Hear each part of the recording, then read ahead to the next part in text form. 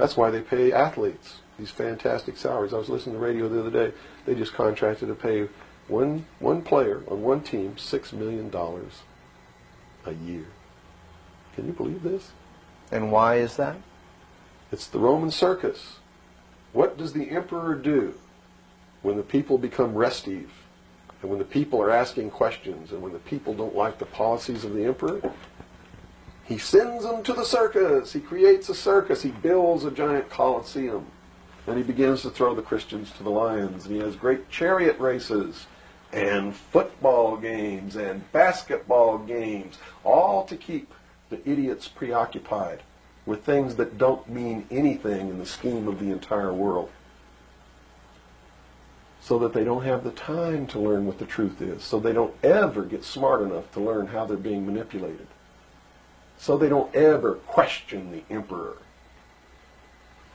That's why they pay a player on a football team or a baseball team $1 million or $2 million or $3 million a year. It is the Roman circus. I know men who don't know anything in the world except who plays third base for the Mets. And they think that's a great accomplishment.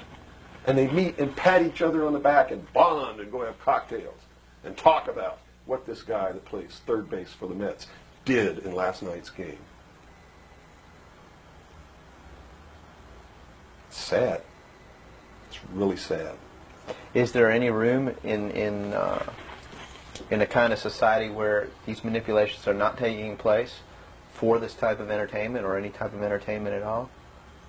If people understand that a game is a game, if people understand that nobody, no matter what they do, is worth paying $2 or $3 million a year for, people should be able to get rich if they want to, by the sweat of their individual labor. Okay? By going out and doing something for the world. Not by taking people's minds away from the emperor. It's a game. Football's a game. Football's a game. But let me tell you something. When 150 of the most powerful men and women in the world can meet in secret in Baden-Baden, Germany, and plot the fate of billions, and nobody even cares about it, but 6 football players go to lunch together, and it's in the headlines across the country, you have a reflection of the society in which that exists. And it is a sick society that is doomed to self-destruction.